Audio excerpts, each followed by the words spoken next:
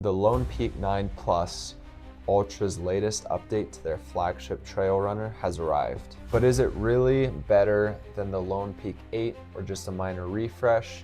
Well, I've put both to the test and we're gonna break down the differences between the two so that you can decide if the Lone Peak 9 Plus is worth your hard-earned money. Let's get into it. The Lone Peak 9 and 9 Plus were launched in December of last year following the Lone Peak 8. Now we've seen a lot of updates across the upper, the midsole, and the outsole, which we'll go through in more detail. As far as the similarities go, they're both a zero drop shoe. They both feature that classic anatomical foot shaped toe box, and both have a standard and a wide fit option for you to choose from. The first update that we see is going to be in the toe cap and side overlays. We can see that we have more of a mesh material. This is called RipStop mesh. It's a little softer. It's still scratch resistant, but it's not going to be quite as durable as that TPU. Now with the upper, there's a second layer of mesh underneath the top side, whereas we don't have that. And so what that's going to change is the breathability and the warmth. So a lot softer on the Lone Peak 9 Plus, but a lot more breathable on the Lone Peak 8. One of the big updates we have is a gator hook. We can see we've got a little gator hook in there that the gator can attach to. Both shoes do have the Velcro strap in the back, but with the 8, you had to attach it to the shoelace, whereas now we have the option to attach it to the hook. So much better fit, less debris gets in, great addition for the 9. Now regarding the midsole, Ultra has updated their new lineup with their updated EgoMax midsole. It's supposed to be a little softer, more cushioned, and more responsive.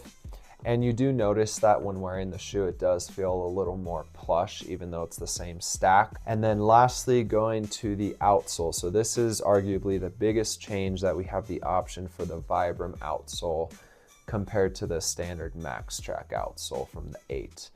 Now the regular 9 option does also have a Max Track outsole, but they've updated that as well. So according to other reviewers, they are going to be pretty similar to the Vibram, with the Vibram most likely having better durability in the long run. Now regarding the comfort and fit, comfort-wise, the Lone Peak 9 definitely does feel more comfortable. With the additions to the upper of the RipStop mesh, the second layer, we have a more slipper-like feel. That's not to say the Lone Peak 8 is uncomfortable, just that you'll notice a softer feel from the 9. As far as the sizing goes, and this kind of seems to be true for all the newest shoes, I also have the updated Torin 8. The Lone Peak 8 here is a size 13, and the 9 is a 12. Both are in wide. And we can see that there's just a slight difference between the two. So I'll hold it up so you can see just that slight side difference. Now, when I compare with the Olympus 5, so this is one of their older models, the Olympus 5 is a 12.5, and you can actually see that the 9 is a bigger shoe in size 12 than the Olympus 5 is. So keep that in mind if you're purchasing one of the updated models. Consider sizing down a half. Moving on to the performance on trails.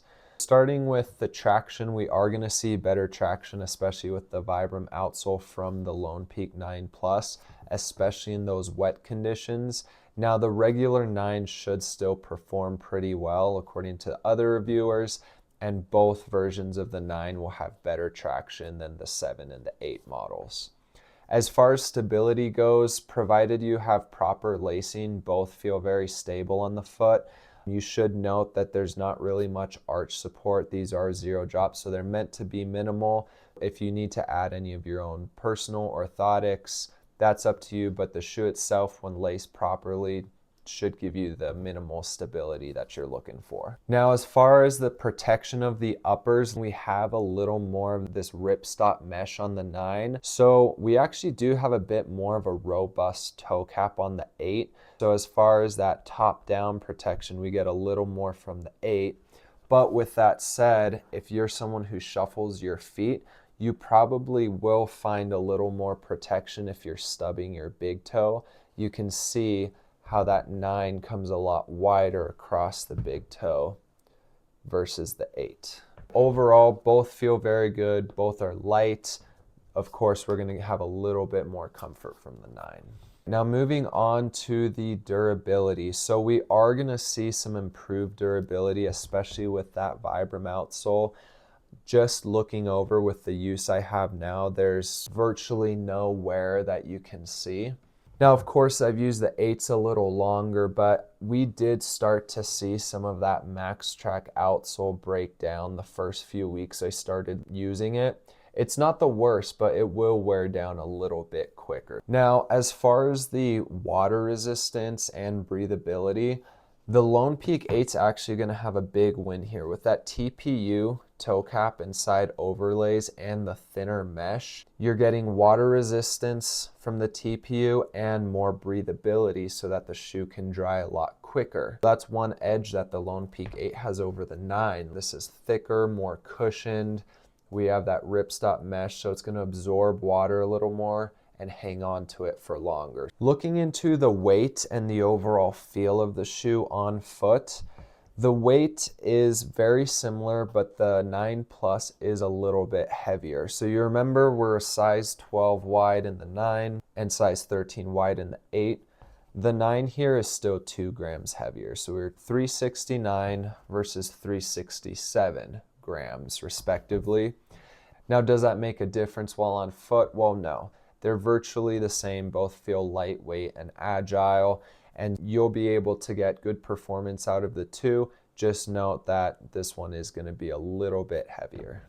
Now, to cover the price and the retail options of the two, for the Lone Peak 9 Plus, we're looking at $155, and to remind you, that's with the Vibram outsole. The regular 9 version is just going to be $140, and that was the same retail price as the 8, but now if you look for the 8, you can find some options on places like REI or Amazon. The size that's in stock may be limited, so that's something to consider. But if you do find those options, they're typically going to run between $100 to $115. So we're looking at roughly a $50 difference between the two. Now, is that price worth it? If you want a durable, robust shoe, the price difference between the 9 Plus and 9 and even the 9 Plus and 8 is going to be worth it. You're going to have a longer lasting shoe with better performance on the trails. Now, if you're looking to just have a light trail shoe, more of a daily driver, you're not that worried, maybe you're trying to save some of your green Washingtons, that's where the Lone Peak 8 will be a good option for you. And I will say I'm a little disappointed in the colorway for the wide options. We have a pretty limited selection. This is the only option for the 9 Plus, and there's also a gray wide option for the regular 9. So I do hope to see more colorways expand in the future. Who are these shoes going to be good for? Well, regardless of which option you get, both are going to be good for those looking to transition more into the minimal footwear with that minimal arch support, the wide anatomical shape, the zero drop. This is a good transition shoe to still give you some stack, but get you to start feeling more that natural foot strike and movement. And on the flip side, for someone who already wears very minimal or barefoot shoes and is looking for a little more protection for their longer runs or harder hikes, both shoes are also a good option here. Now, if you already have the Lone Peak 7 or Lone Peak 8, is it going to be worth it to upgrade? If you do want a fresh upgrade, a better shoe, better traction, better fit and feel, then yes, it will be worth the upgrade. But if your 7 or 8s are still going strong and you don't necessarily need a new shoe, then you should be fine to keep just rocking these guys until either these are on sale or the version 10 update. That's my take on the Lone Peak 9 Plus and how it compares to its predecessor, the Lone Peak 8. If you made it this far, you must really be a Lone Peak fan, or you're just lonely for some good trail talk. But either way, I hope this helps you tread in the right direction. So don't just toe the line. Give us a comment, subscribe, and let me know which option is the right one for you. Train like hell. Out.